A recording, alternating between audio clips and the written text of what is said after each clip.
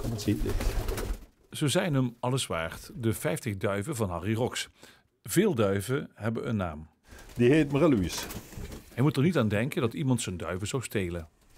Nee, daar moet ik zeker niet aan denken. Ik denk dat als dat zou gebeuren, dat ik toch wel een zware klap krijg. Absoluut. De kans op diefstal van zijn duiven is volgens Rox klein. Hij is geen grote jongen in de duivensport. Wel is hij op zijn hoede na de diefstallen in België. Daar sloegen dieven de afgelopen 2 maanden maar liefst 15 keer toe.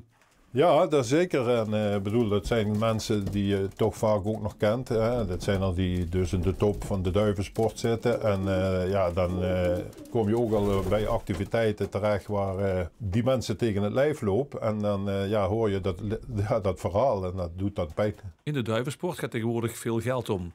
Een gedupeerde Belgische duivenhouder zegt voor een kleine ton schade te hebben. Al vindt hij het veel erger dat zijn levenswerk verloren is gegaan. Ik denk niet dat ze hier in Nederland of België verblijven, maar dat ze wel ergens naartoe gaan. Maar concreet waar naartoe, dat durf ik niet zo te zeggen. Het zijn dus wel mensen die, ja, je weet ook niet of ze een opdracht of dat ze zelf duivenliefhebber zijn. Maar ze gaan inderdaad gericht te werk. En die duiven die worden puur gestolen om te kweken. Om een nieuwe stam te vormen en hopen dat ze dan succes hebben. Rox heeft geen extra veiligheidsmaatregelen genomen bij zijn duiven, al is hij wel alerter. Hij kent collega-duivenmelkers die dat wel hebben gedaan. Absoluut, die hebben heel veel camera's en licht en honden en weet ik wat allemaal voor materiaal om de zaak te beveiligen. Vaak zijn die duiven die zo heel goed presteren, die verblijven ook vaak niet meer op het adres waar ze gevlogen hebben. Dus dat is dan ook weer. Maar ja, ook dat is geen garantie. Dus.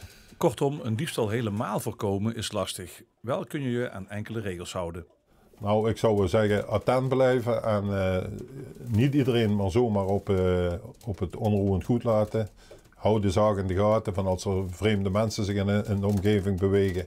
En ook vreemde voertuigen met vreemde kentekens die niet normaal bij jou in de buurt zitten. Dan dat zou mijn advies zijn.